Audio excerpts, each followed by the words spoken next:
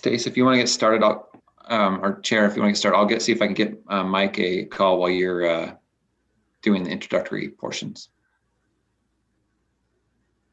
So it is currently 7:02. I'd like to call the meeting to order. 7:02 on October 28th, 2020. So can I, would you call a roll, please?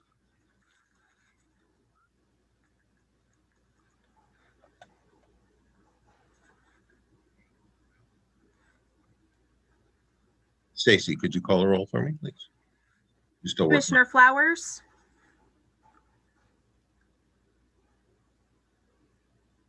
Marcel, you're muted still. Yeah, no, I apologize. It would not let me unmute. Present.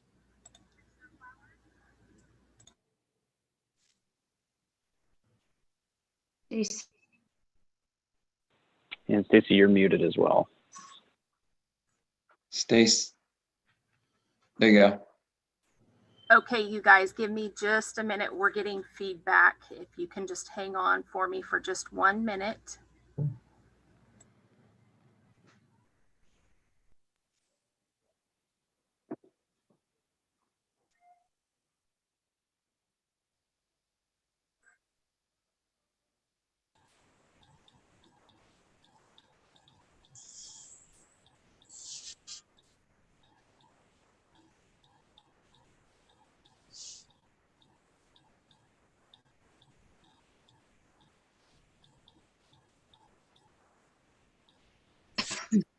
Excuse me. Okay, we're gonna go ahead and try this now and see if that worked.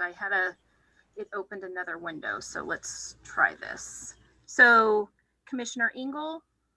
Present. Commissioner Lagomasino. Present. Commissioner Van Duker. Present. Vice Chair Sheeler. Present. Chair Schaefer. Here.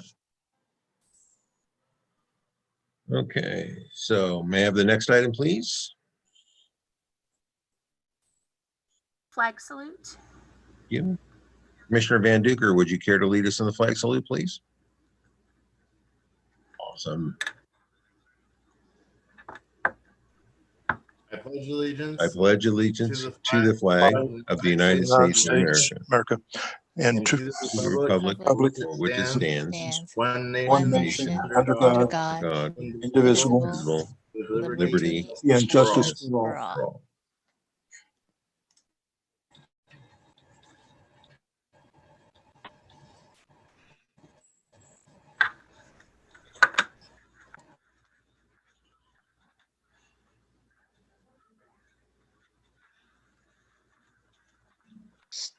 Stacy, are we having technical difficulties? Stacy, or Hang on, we're having some technical difficulties.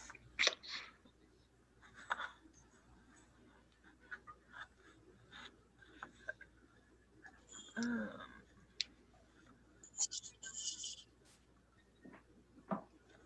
nothing else open. It's just really delayed. Yeah, it's not echoing. It's just delayed. It's repeating like multiple times. Remember how it did that one night with Amy?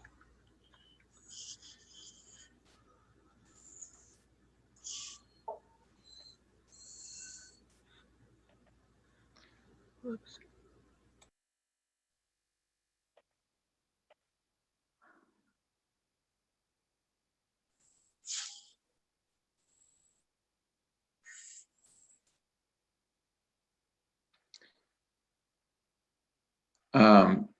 Tim, while Stacy and Allison are figuring this out, did you want to do the next part? Yeah, I'll do it. So I'd like to recognize we have a celebration in order tonight.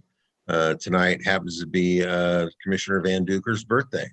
So I'd like to take a minute and wish him a happy birthday. And if you'd all join me in wishing Andrew a happy birthday by singing him the happy birthday song.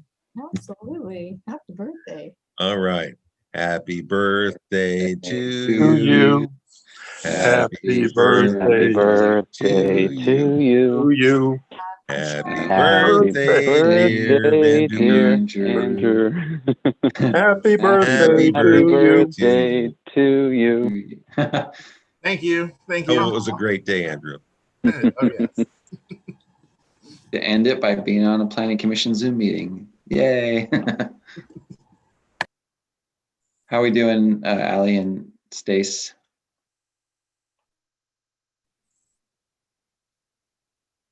Okay. Can you hear me? I hear you fine. Okay. I think we might got it solved. So here you go. Okay. Thank you for your Okay. patience, everybody. Yes, thank you guys. Sorry about that. We were getting that reverb. Missed the birthday song, but other than that, we're ready to go on to Yeah. the next item. Okay. You don't need to do it again. Happy birthday, Andrew. Next item. Are you ready for the next Yes, item? ready, Chair? ready for the next item. Public comment under Government Code Section 54954.3. Members of the audience may address the commission on any agenda item within the commission, the jurisdiction of the commission, or on any agenda item. Those wishing to speak on non-agenda items will be called upon at the beginning of the meeting. Those wishing to speak against or for any agenda item will be called upon at the presentation after the presentation of sitting planning department and the applicant for that agenda item. We have no items in our mailbox, Stacy. Items, since no one wishes to speak. I won't be opening public hearing, but public comment. So on to the next item, please. That would be consent calendar, approval of minutes for September 23rd, 2020. Do you have any comments or corrections from the planning commissioners on the minutes? I move approval. Just roll call. My name is misspelled. Other than that, that's all I saw. I move approval of the minutes from the last meeting. Second. Before we take a vote, Stacy, did you catch that? Can we get Commissioner Ingalls the spelling corrected on her name on the minutes? Absolutely. And also on the action item, I was absent from the meeting, even though it was noted that at the beginning of these minutes, I was absent. On the action voting, I was not, my name does not show up. So just add my name as absent. Will do, sir. Thank you. Thank you. All right, let's start over again. So can I have a motion for accepting the minutes? Move approval of the minutes of the last meeting. All in favor, say aye. Aye. Aye. Motion carries. Next item, please. Public hearing, Auburn Heights Design Review Permit and Tentative Subdivision Map 7078 Auburn Boulevard. Applicant is proposing to subdivide the 0.7 acre site into 8 2,500 square foot parcels and 1 1,200 square foot common lot. This facility would construct 8 single family townhomes, 4 2-unit buildings, each approximately 1,500 square feet. The project is exempt from CEQA, California Environmental Quality Act per section 15332. Project planner, Eric Singer. And Stacy, if you wouldn't mind turning on screen sharing, please.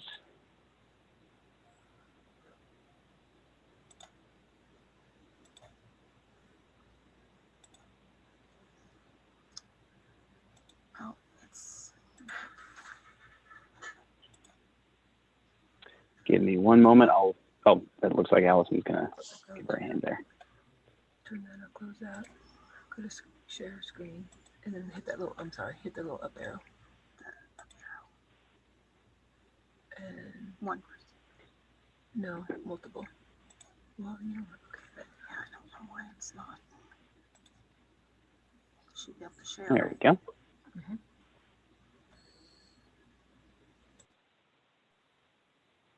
Okay, now can everybody see my screen? Yes, sir. Yes. Yes. Great, thank you. Good evening, commissioners. Thank you very much, Stacy.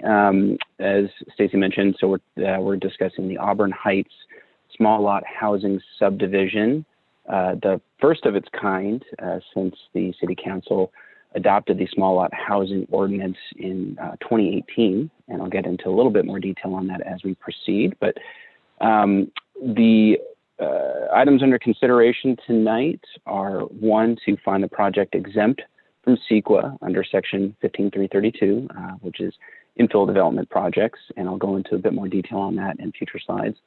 And then secondly, to approve the design review permit, the tentative subdivision map, and the tree permit for construction of a total of 8 townhomes, as Stacy mentioned. So this is the site in question. As you can see, it's a relatively small site. It's approximately 0.7 acres total. It's actually comprised of 2 separate parcels, one that is 0.48, one that is 0.22.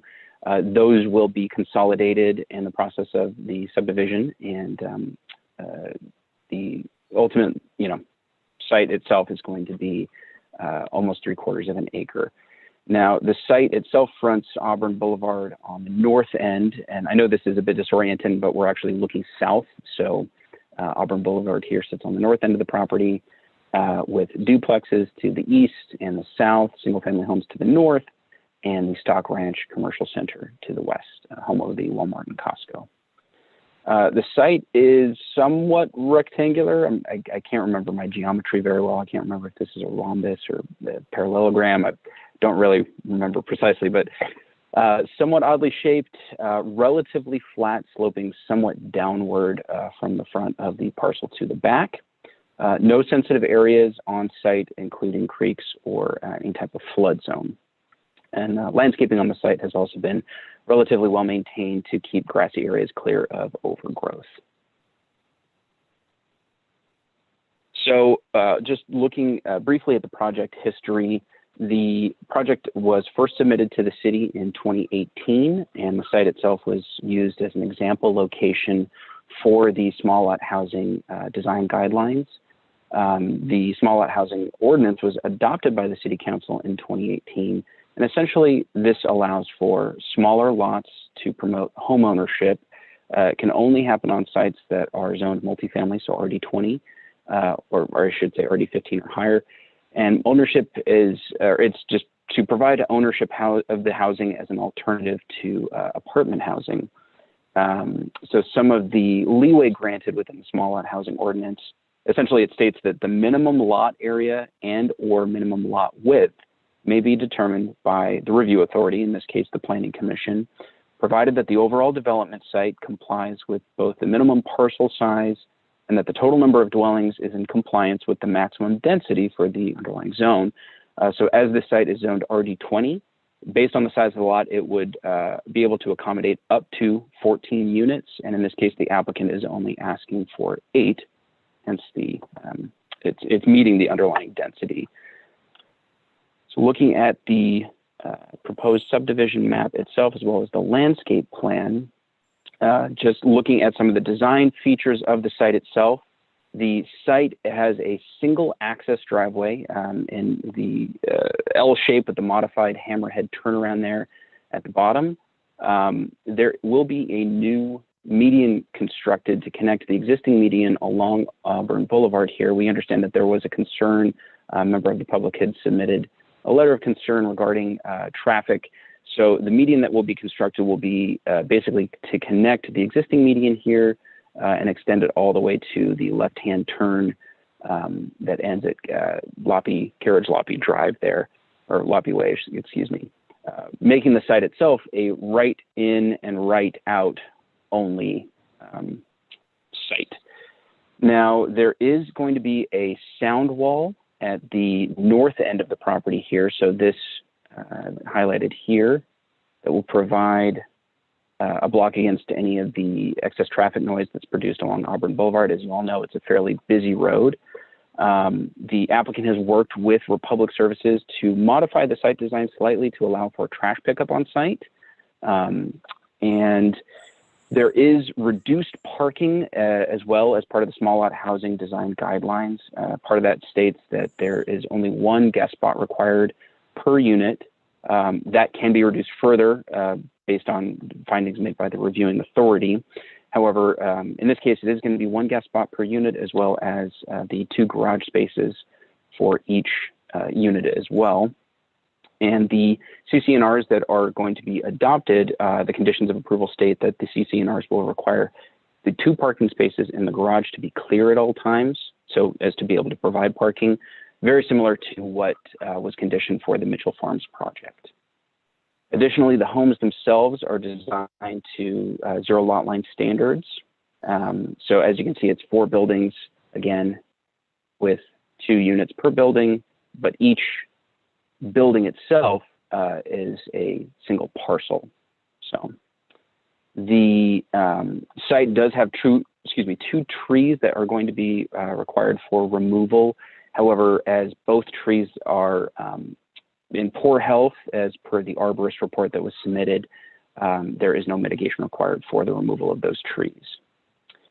Finally, the drainage proposed for the site is going to be connecting to the existing Stock Ranch Center to the west. And one of the conditions of approval is that an easement be recorded in order to connect that drainage. So as I mentioned, this gives you a little bit clearer picture of the median that will be created as a result of the development to prevent any kind of left-hand turn activity. And it's a very crude mock-up. Leslie can probably speak in more detail if the commissioners have any specific questions around this, as well as any visibility entering or exiting the site. But this just gives you a very basic idea of what that will look like. As for the design of the buildings themselves, so as I mentioned, there's 4 buildings total, each with 2 units, comprising a total of 8 individual townhomes. Townhomes are designed, as I mentioned, to the 0 lot line standards that was confirmed by our chief building official. The garage and the front entrance will all front that shared common drive. So if you look here on the site plan, you can see that each individual unit will have access via that front access via that entry drive. I'm not sure if that highlighting is showing up there. Each unit as well has its own private backyard. The design itself, as you can tell, is craftsman inspired. Some of the materials that will be used include brick veneer, fiber cement, siding and trim, cement plaster. Some of the features, some of the architectural features include the gable vents that you see there on the front, and as well as high contrast window frames and interior grids, just giving a little bit more visual interest in breaking up the massing of the buildings themselves. And as I mentioned, just briefly touching upon the categorical exemption from CEQA per section 15332, it is exempt due to the fact that the site is under 5 acres in size, meets all of the general plan requirements. The noise analysis that was provided confirms that the site meets all of the noise standards that are required. Part of that is to build the sound wall at the northern end of the site. It is below the threshold for requiring a traffic analysis. So if there was any question as to why a traffic study was not conducted, Leslie again can speak to this in more detail, but I believe the threshold is 200 trips generated daily, and this site was well below that threshold to require that traffic analysis.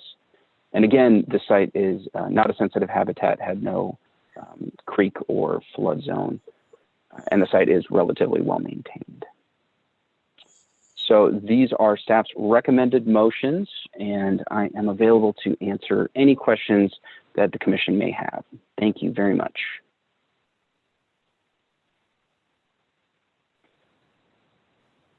Well, thank you, Eric. So may I have, do you have any clarifying questions for staff from commissioners? I have one for Leslie. It has to do with the letter that was submitted. Did putting the barrier in there to separate, to prevent left-hand traffic coming out of the subdivision, did that answer part of the letter writer's concern? Yes. Or how do you feel? I reviewed the letter that was received, and there were several points that were brought up. One of them was concerning broadside collisions, which is primarily what occurs between a left turning car and a through car. So the median will address those, as there will be no left turns in and out of the site. Okay. The other items that were brought up in the letter had to do with site distance as you're pulling out of the driveway. I did review that as well. And as you're exiting the driveway from this site as proposed, the car would pull up and they'd have to stop behind the sidewalk. At that location, they have adequate sight distance to see pedestrians as they're walking up and down the sidewalk. Once the sidewalk's clear, they'll be able to cross the sidewalk and pull their vehicle closer to the roadway. And at that point, they have adequate sight distance to see any oncoming cars from westbound Auburn Boulevard. And the posted speed limit is 40. And I also read concerns about higher speed vehicles. I checked the sight distance. It meets the minimum requirements for 45+ miles per hour. So we do have adequate visibility for vehicles as they are exiting this driveway. Okay, Leslie, the main reason I brought it up was to make sure that we had addressed his major concerns, so he wouldn't say that we whitewashed his letter or anything, that we did look at it. This isn't for Leslie, this is for staff. I read about HOAs. The city was going to establish an HOA for in there. Who's going to administer that after? Will the residents administer it later after everything's in there, or how will that work? There, in this case, it is a smaller HOA, so it might be a little bit different than Mitchell Farms, which you might be thinking of, but they are obligated to have a financial analysis to make sure that the HOA has adequate funds to continue to serve this development. So they will be, I'm guessing, likely ran by the property ownerships, but they also have the ability to contract with a management company as well. So maybe the applicant may know more about that. Okay.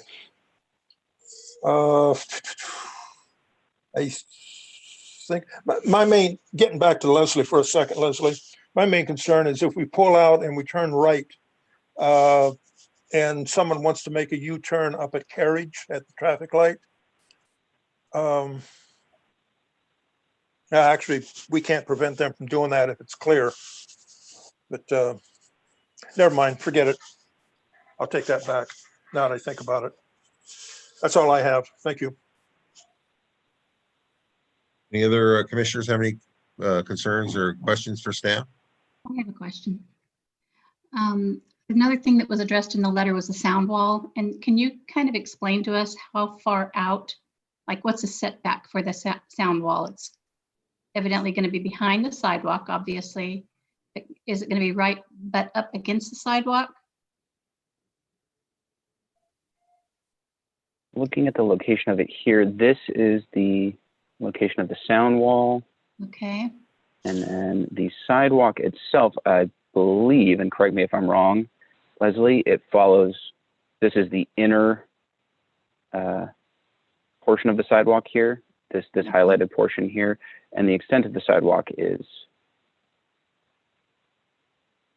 this would be the totality of the sidewalk itself. So let me take a look and see if it's possible to zoom in here. I believe it's about a 10-foot setback from the back of sidewalk to the face of the wall. Yes. From it might be the slightly less. I think property it's side of the closer to sidewalk? about 8. Sorry, Janelle, you kind of got broken up there. What was your question? You're saying a 10-foot setback from the property side of the sidewalk. Correct. So About 8 feet. Concern is not going to be a problem as far as being able to see beyond a sound wall. That's correct. And I looked at that as well. It's about a half a car length behind the back of walk. And so when the car, before they cross the sidewalk, they'll still be able to see any additional sidewalk upstream and downstream from where they'll be able to sit in front of that wall. Okay, thank you. And then how tall is that sound wall? It is a 6-foot sound wall. 6 feet. And then I had another question regarding that. You said 2 trees are going to be removed. Can you indicate which 2? I thought in reading the Arbor report there were more than just 2, but which 2 were you referring to? I apologize. I didn't clarify that enough. There are only 2 protected trees proposed for removal. So multiple trees are going to be removed from the site. However, in the interest of the tree permit that is required, it is only 2 protected trees, one of which is back here. Oh, sorry, I'm not sure if that's a large enough highlight. And coincidentally, this is also the location of where that proposed drainage easement will be required to be recorded. Actually, I should probably call this out here on the landscape report. There we go. Yeah. And then I believe the other one, let me just double check with on the arborist report, but I want to say it's not that one. It is, I just have it in front of me here.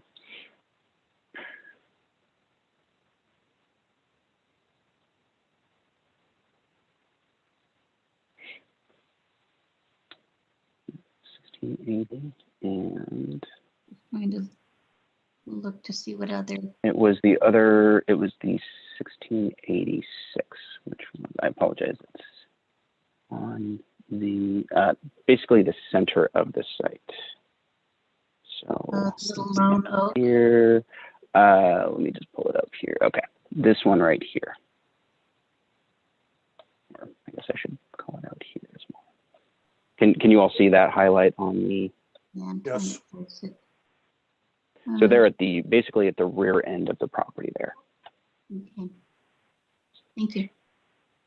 Of course. I have a question. Michelle? Thank you. One of the other items that the letter writer had addressed was the concern over, how a fire or paramedic, for that matter, would be able to access the area. And what is there a development proposed at this point on the other side of that building? And how would a fire truck, just out of curiosity, access this area should there be the unthinkable there? Casey, do you want to speak to Sure. this one? Sure, yeah. So I started with this project and transitioned to Eric. So the fire discussion was quite a while ago. However, just the nature of the site is it's not physically wide enough to fit their full turnaround. They could still get their engines down here, but turning around, they'd have to back up as opposed to having to turn around, which they obviously don't prefer. But they do have a process in which this project's conditioned to comply with. It's called Alternative Means and Methods Approval Process. And basically what that means is they have to do something above and beyond what the fire code would require to help offset the standard not meeting the full standard. So one example that the fire department has given us is they would fire sprinkler the attic, which is not normally required by the fire code. However, that does give them an extra degree of protection. So that makes them feel a little bit more comfortable with the full standard turnaround not fitting on the site. And that's already been put into place? So we've met with the fire department and conceptually they agree to it.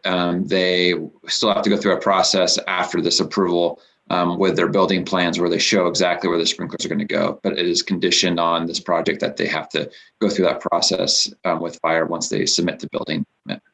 Okay.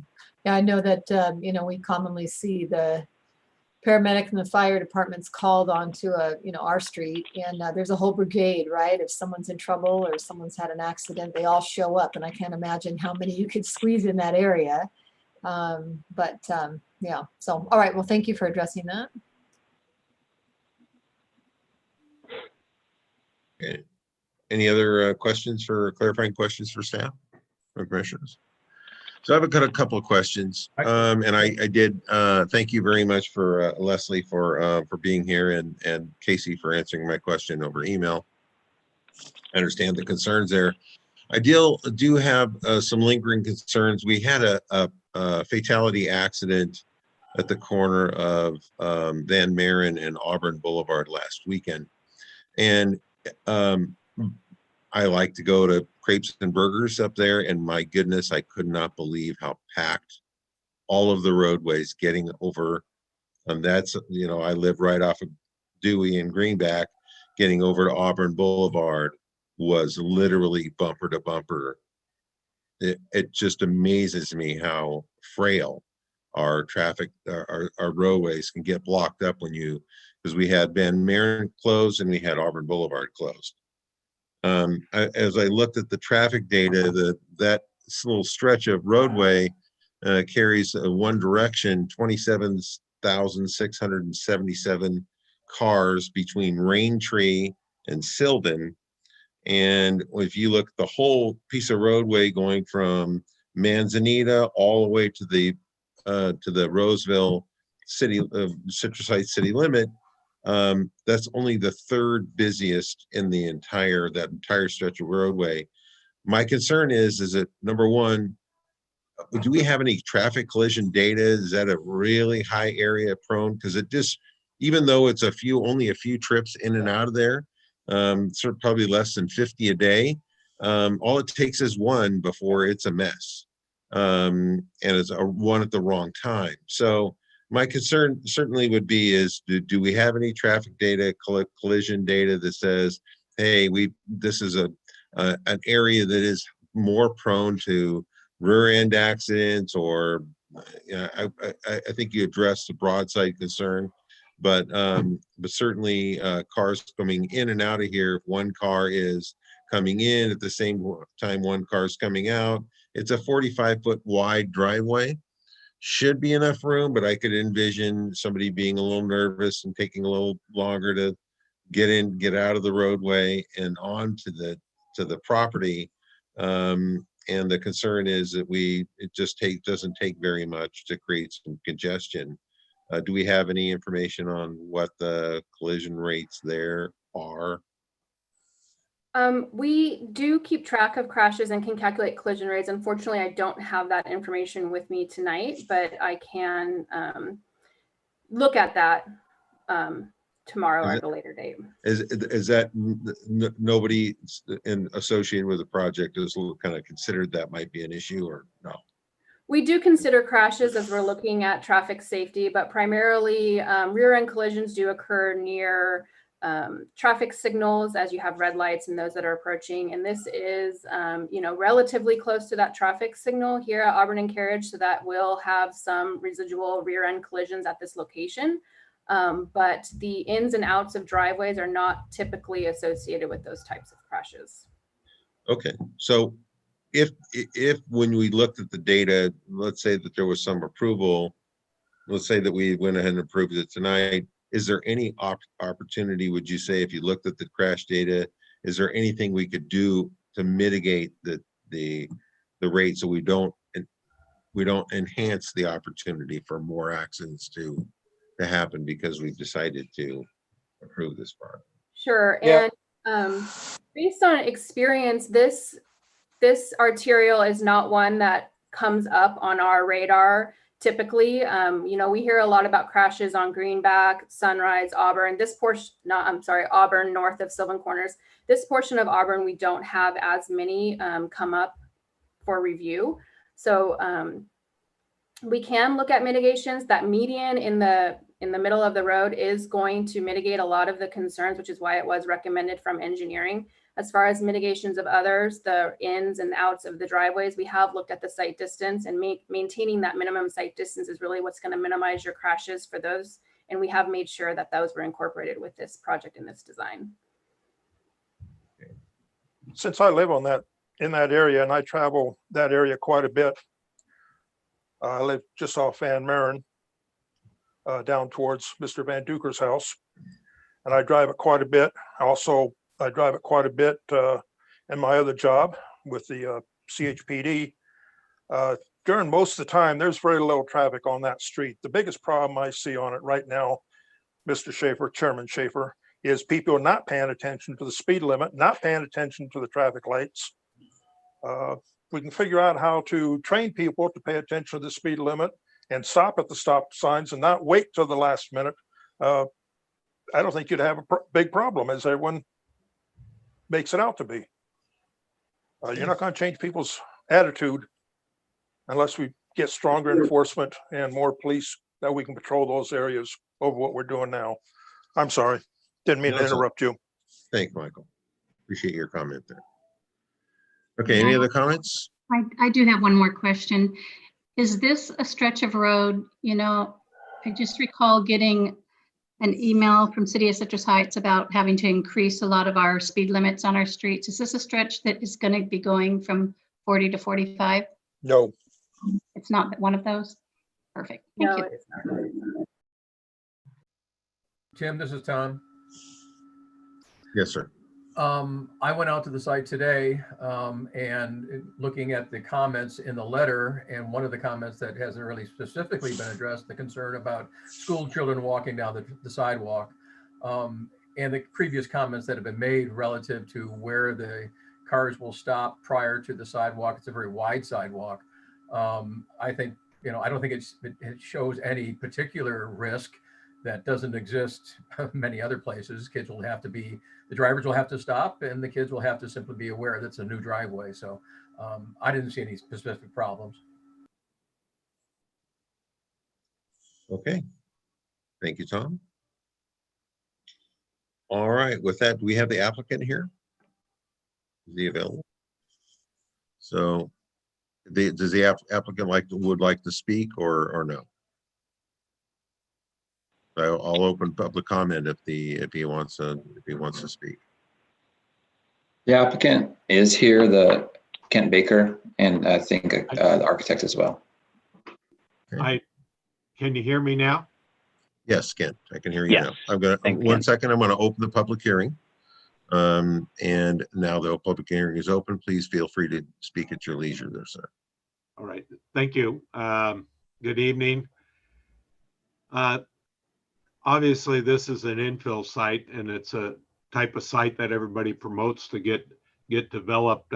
Anybody who's been out there a lot knows the owner has tried to keep it clean, although we had a lot of homeless issue out there at Spence, and has spent a lot of money trying to keep it clean because of the continuous homeless issue. So I think this is a good project that can be developed for multiple family project. It's just down the road from a bus stop. It's next to a grocery store and Costco, and it has another shopping center just to the west of it. So to me, it's an ideal location for a small lot, multiple family project in the RD20 zone. There's a couple questions. I think Eric pointed out the wrong tree. It's these two trees over here. We're going to save this tree back here that gets removed. On the fire department comment, the fire department rules are that driveway's got to be less than 150 feet. And we hit 150 feet about right. I don't know if, can you see my pointer? Yes. So we hit the 150 feet about right there. But from that point, we meet all their hose criteria. But since the truck can drive a little bit farther than that 150 feet, we have to file for the alternate means request with the fire department.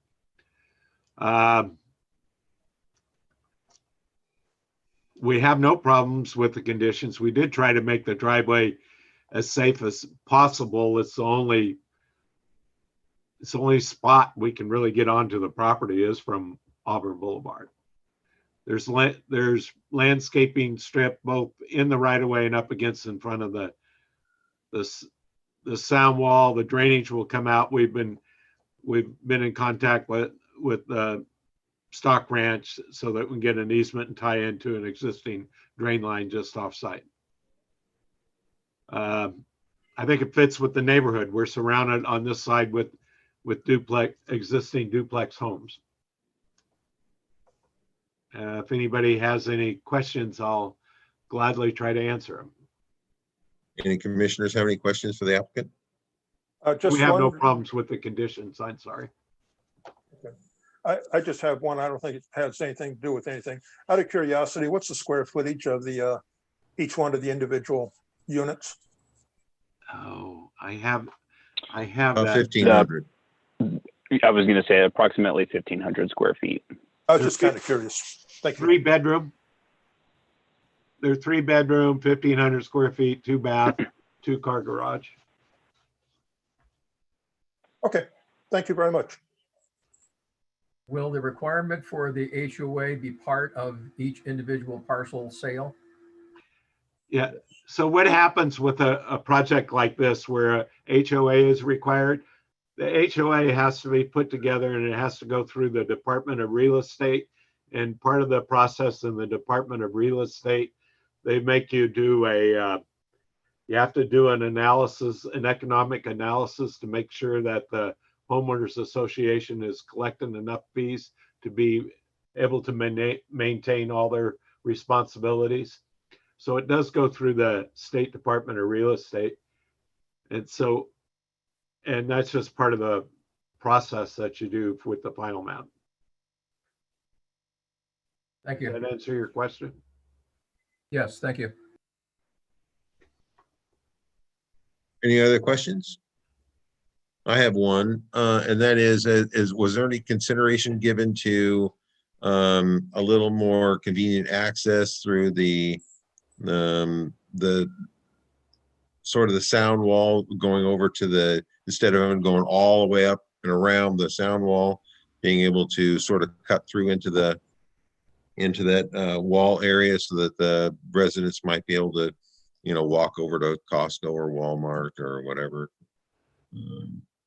I'm just curious if that was ever something that would be considered. We never asked for that's an existing sound wall there, and we never approached the Stock Ranch to ask for an access. That site's not developed yet. Right. So you really don't, I don't know where you can go. And it's not, you know, it's not a far walk to get to the sidewalk here. Right. Okay. Just curious. Thank you. Thank you very much. Any other questions? No, I'm going to go ahead and close the public hearing. And we will, can I have a motion? Look, can we bring the motions back up on the screen, please?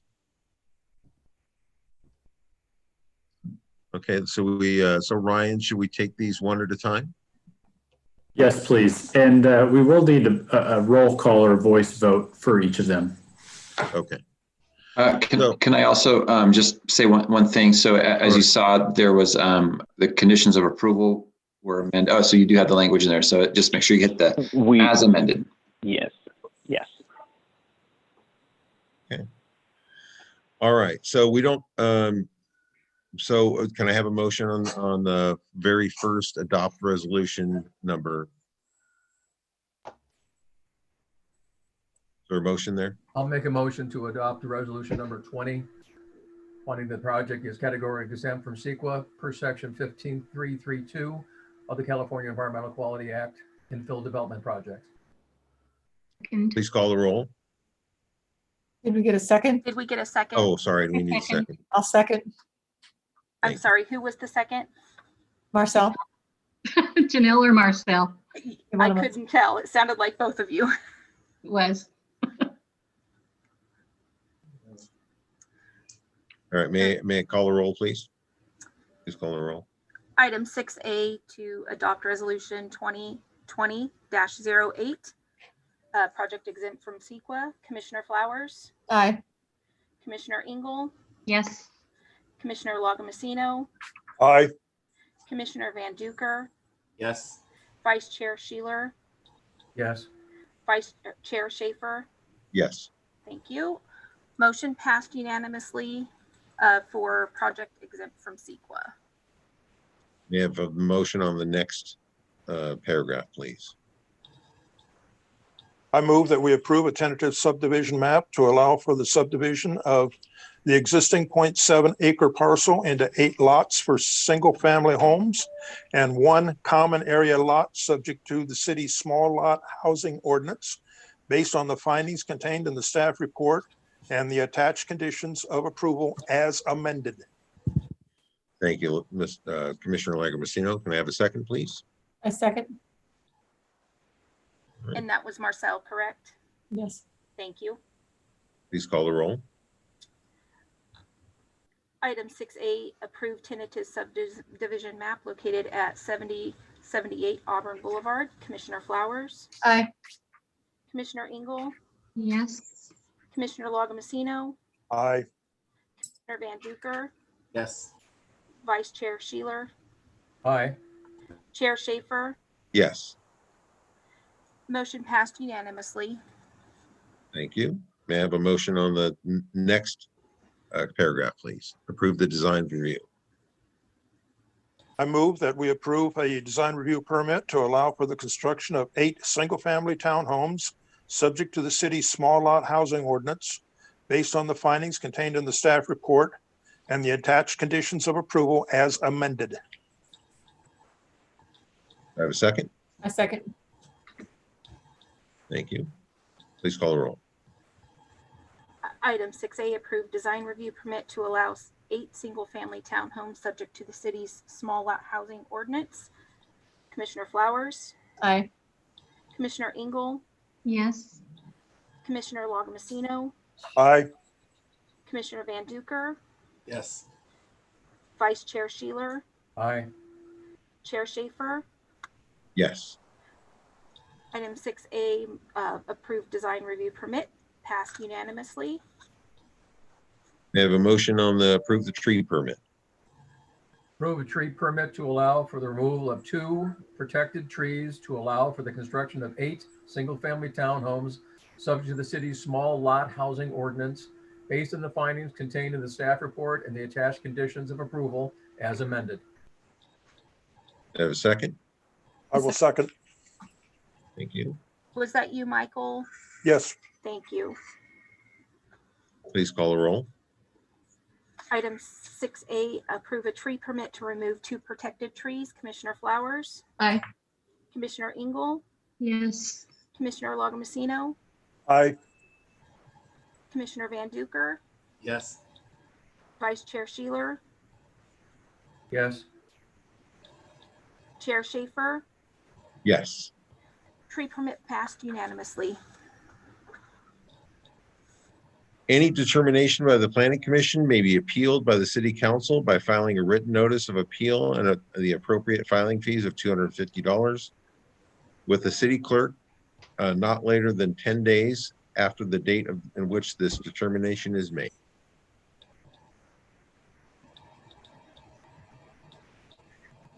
Have the next item, please. Regular calendar, item 7A, virtual open house tour by Allison Bermudez. Good evening, Commission. Allison Bermudez here with the Planning Division with just a couple informational items for you tonight that I wanted to share with you. The first one is our virtual open house. Our communications department has been working really hard on this project, and it's out on our website for the public. So I just wanted to go over it with you real quick in case you haven't had a chance to take it. So the virtual open house is the city's first virtual open house. With COVID, we had to kind of redirect how we get communication out to the public. So this virtual open house was created. The open house, it does highlight the city's 18 service lines. And what the service lines are, you know, we have departments, but within those departments, there's different services provided. General services, you know, does trash, roads, traffic. So each service line was created, and there's actually 18 services. And then through this open house, when I show you here in a second, you'll see these easels, and you click on each easel for that service line, and then you can learn about that service, find out common information, requests, the highlights of projects that they're working on or maybe coming down the future, and links to some common questions, and then ways to connect with staff should there be any follow-up. So the communications department did work really hard on this. I just want to take a moment to share it with you. It did get published on the website on October 14th. It is available for a tour through November 4th. So far, we've had more than 400 visitors to it, so it's been quite exciting. So I just want to take you on a quick tour of it. So we'll see how it goes here.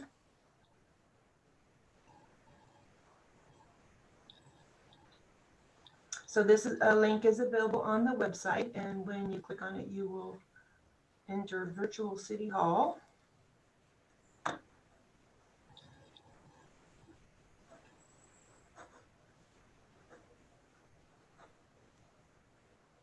And as mentioned, on behalf of all you're going to get a Tides pop-up City message. staff and officials, I want to thank you for visiting our city's first virtual open house.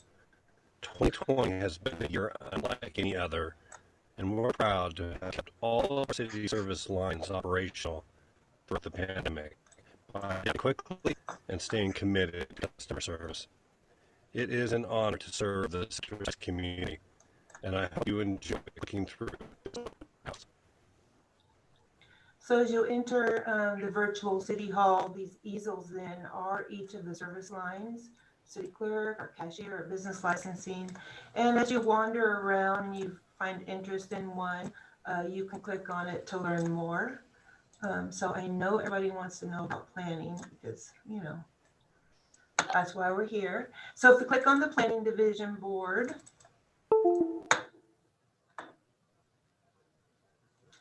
these pop-ups come up and then you can click on different topics. Ours, for example, you can learn more about the sunrise tomorrow. You can get frequently asked questions, provide feedback, learn more. And then if you click on the learn more,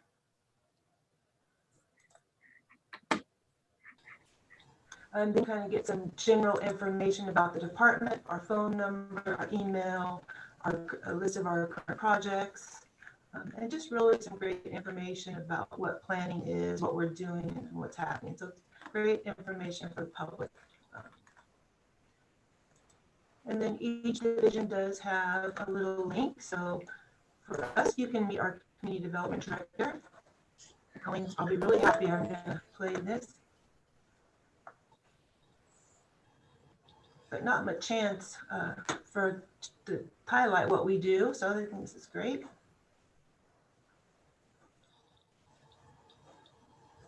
And can you guys hear the sound? Yes, it's I think a bit staticky. Community residents on a day-to-day basis and stuff. Sound is very broken up. The process, and you can contribute to we take pride in. Ali, it's a little bit broken up. We might want to put that on pause. I think, say that again. Are you not hearing it?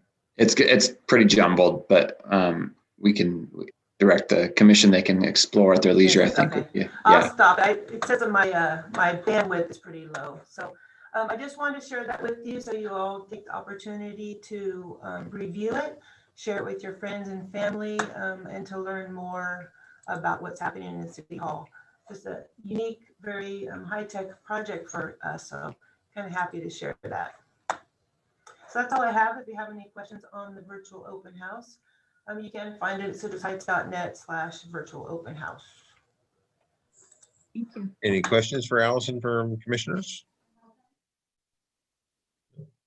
Thank you very much, Allison. Really appreciate it. Well done. All right. May I have the next item, please? Regular calendar, item 7B, telecommunications presentation, Allison Bermudez. All right, let me switch gears here. And this is the second informational item I just wanted to go over with you real quick. It's been a long time since we have had a telecommunications application come to the commission. I think I was going back through, it's been about 2016. So a lot of things have happened since then. And we are seeing an increase in telecommunication applications. And what that means, there's applications for new antennas, new poles, and a variety of different things coming. So they are processed and reviewed a little bit differently than typical development projects. So I just want to take a moment to go over, to provide an overview. So as these applications come before you, you have a little bit of background. So I did provide a memo that I had shared a few years ago to you, but I just wanted to touch on some of the key points.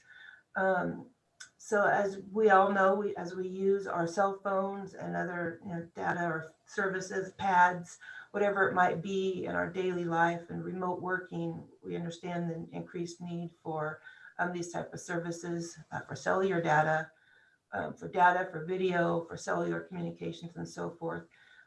So we all are dependent upon these. Our network that exists serves a variety of communication needs at different service levels. And initially, as antennas were installed, we had a 3G network, went to a 4G. Now most of us are on the LTE network, or some combination thereof. And then we all know about the 5G rollout that will be coming at some point in the future. So it is progressing over time. Telecommunications is regulated through the FCC, through the Telecommunications Act. And so they regulate the industry, and then we have to implement those many of the regulations as we process applications. Something recently with the FCC, their newest regulation has been this push for more integration for E911 and 911 services. And so the cellular companies are being mandated to do more integration, which is causing increased equipment needs, more equipment, different antennas, and so forth. So there's a big rollout right now where many of the existing facilities are being improved to accommodate this FCC mandate. And then, as mentioned, the 5G rollout that will eventually come here. And the 5G rollout will require the installation of small cells. If you remember from a couple of years ago, we did approve that ordinance change to allow those installations in the right of way. And these are the small antennas that are mounted along the right of way on light poles or similar, that kind of increase the needs between the larger monopoles that exist. We currently do not have any 5G installs here, have not actually received any applications recently for any 5G installs, but eventually they will arrive. And as you might recall, the FCC does mandate and dictate how we process these applications. So for our application processing for cellular antennas, there's two processes. One goes through staff and is reviewed and approved by staff. The second goes to the Planning Commission. So staff is going to review modifications, what we call minor modifications to existing facilities. So many of the 911 upgrades that need to happen, maybe they need to add a generator. So they're not increasing any equipment on the ground or any new antennas. Staff reviews and approves those. We also review and approve new installation of antennas that are on rooftops, so they're concealed, they're up on the roof. There's nothing on the ground that's visible. If a carrier does need to install a new pole, so these are the 40 to 60 foot poles that you see around town, which really are the main network for the communications. If there is a need and the carrier determines there's a need, they can file to install a new pole. Those would go to your purview for review and approval. And then major modifications to a pole. So if the pole is extending a certain height or greater, you would be the review authority. And then if they're expanding their ground lace on the ground and adding new equipment that requires larger ground equipment, you will see those applications as well. So two different processes for the carriers to go through depending on what their request is. And as mentioned, the FCC regulations, one of their key points of their requirements for us is that we follow what's called a shot clock. So when we receive an application, we only have so many days to do certain things. So a complete application review, we have to provide the carrier determination in so many days, depending on what the request is. So if it's one that's then reviewed by staff and it's a minor modification, we may have 90 days from the date it's submitted to a date for determination. And a new cell pole that would go before you, we have 150 days. So if we fail to meet those time commitments, then the carrier could call us on that and they could consider it approved without any action. So we're very conscientious about these applications and processing them to stay in our timelines. We provide the applicants very detailed application submittal requirements that reduces the time. So when we review the application submittal, we're ensured that we get everything that we need so we can make the appropriate decision, and we're not having to wait for them to submit additional documents that would delay that clock. So a couple key points when you do have an application, they are processed and reviewed in according to FCC regulations and our zoning code. And the staff report that we provide you will provide you the required information to provide that decision. And our decisions are based upon design standards. So we don't technically look at the use. At one time, we required a use permit for new cell facilities because we reviewed their coverage, we reviewed, its need in that area. We no longer do that. We only can provide them our design standards and where they can be and what they can look like. So our application evaluations are based upon those standards. We cannot make a decision based upon environmental effects, and that would be related to health. So the FCC puts out the limits for the RF emissions. The carriers must demonstrate to the FCC and provide us a copy of the report that demonstrates their equipment is meeting the threshold or not exceeding the threshold allowed by the FCC. So that is not something that we do evaluate, which can be a challenge. In the past, when we have had controversial equipment, most people concerns, and rightfully so, are on the environmental effects. So that can be a difficult situation when you have someone who wants to talk about it and then to say that that's above our purview, that's at the FCC level. So just be aware of that. And then, as I mentioned, we don't really look at the use or the carrier's need.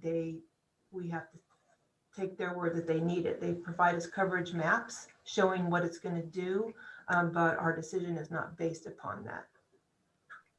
And then the review time for the shot clocks is something that we keep in mind as we come to you before for a review and consideration of an application. So we have a couple applications in the works. So I think our next meeting, you'll have one of them. Then meeting in January, you'll have another one. And I think there's a couple more floating in out there. So over the next few months, just expect to see a few of these applications. So that's it. Happy to answer any questions on that topic if you have any. Great. Do we have any questions for Allison on the telecommunications presentation? No, but Allison might want to repeat the briefing after the first of the year when the new commissioners take their seats. Yeah, good point. Because there'll be, I believe there's at least 3 seats that will be changing. Mm-hmm. Great, thank you, Mike. May I ask, is the not reviewing the use, is that something that's just like mandated, or is that a Citrus Heights? That is an FCC mandate. Okay. Yeah. One of the big problems that Allison and the rest of the staff have, and I've dealt with the FCC for aviation matters over the years, is FCC regulations take precedence over what the citizens want and what they would rather have. Our hands are tied more or less. And a lot of times these citizens, when they write letters and they get up and protest, they don't realize there's nothing we can do about it. It's out of our hands. And so this is one of the things that we ran into with a couple of them while I was on the board in the last 8 years. Like you said, Allison, I think we had 2 or 3 that we had to deal with. And there was one individual that gave a very, very strong presentation, and it was far over my head, I'll tell you right now. So I can get very technical. One thing I did want to say, because I get this question often, is as the 5G rolls out and they're smaller antennas, they're closer to the ground, they're closer together, so they might be, just a few hundred feet apart on light poles. One thing we can do is, at least at this point in time, is we can say where, what zoning these are allowed in. So our zoning code does restrict antennas in residential zones unless it's a park. So as 5G begins to roll out and becomes commonplace, we will not, at this point, we don't allow new antennas in a residential zone. So that's something just to keep in mind, that we still have that authority to say, to eliminate that. Allison, are these, what size antennas are we talking about? So I remember one of the briefings, I believe was 3, maybe 4 years ago, when they first proposed some of those, they were looking at putting small antennas on top a lot of the existing light poles that we have in the city. And that was one of the methods that the telecommunication companies were talking about. Right, that's one of the most recent changes a few years ago with the 5G is the FCC. They mandated that we allow them access to our right of way. So all of our city streetlights then become space that they can lease from us to install their antennas. So as I mentioned, we haven't received any applications. We've worked with a couple carriers that were interested, but they haven't applied. So I don't know the size of the antennas, but they are relatively small. I think we showed some pictures and how they were kind of camouflaged in the antennas in the light poles. You didn't really see them, but they are there. But we'll see what happens if we get any applications for those. In the works coming right now are not any of the 5G installs. What will be coming will be modifications to ground equipment for bigger lease areas to meet the E911 requirements, and then new poles for monopoles or monopines for coverage. So no 5G coming yet. Okay, great. Thank you. Thanks, Allison. Really appreciate it. Any other questions? Yes, this Tom, I do. The staff report on the issue of presentations or citizens addressing health issues was rather, I'll say, curt, abrupt, basically saying to shut them down and say, this is federally prohibited to have this conversation, which I can only imagine the kind of reaction you're going to get from a citizen if you tell them that. Is it allowed to have at least a brief explanation, as we've already sort of talked, that this is a federal purview issue and that this is not something that the city has any control over? And so a citizen that has health concerns needs to address it at the federal level as opposed to the city level. It is recommended because of the different laws that, and Ryan can correct me if I'm saying this wrong, but to not even discuss it and have it addressed. It is an uncomfortable situation, and I think that's what we had before. It is not our natural instinct to shut the public down. We're here to hear public comment and give them their 5 minutes. But this is one topic that should be ceased. Does that sound correct, Ryan? Yeah, Allison is correct, but I hear Mr. Schuler's point. I think there could be a very brief introduction of we're prohibited from having a discussion, and that's why we're not talking about it. But that's the absolute extent I think that we could get into communications with people about that. All right, thank you. Thank you. All right, any other questions? Thank you, Allison. Again, well done. May I have the next item, please? Item 8, manager comments. Manager. Yeah, just briefly, we have no meetings in November as they both fall on holidays. So one's on Veterans Day and one's on Thanksgiving. So you guys get the month of November off, but we will be busy December 9th. I know we have several items that will be coming for you, so be ready for that. Let's party. So happy Thanksgiving and Veterans Day until we see you again. Awesome. Very good. Next item, please. No additional items, Chair. All right. With that, I will adjourn this meeting at 8:11 on 10/28/2020. And you guys, if I don't see you, have a great holiday. You guys. Happy birthday, Andrew. Yeah, happy birthday, Happy birthday, Andrew. Take care now.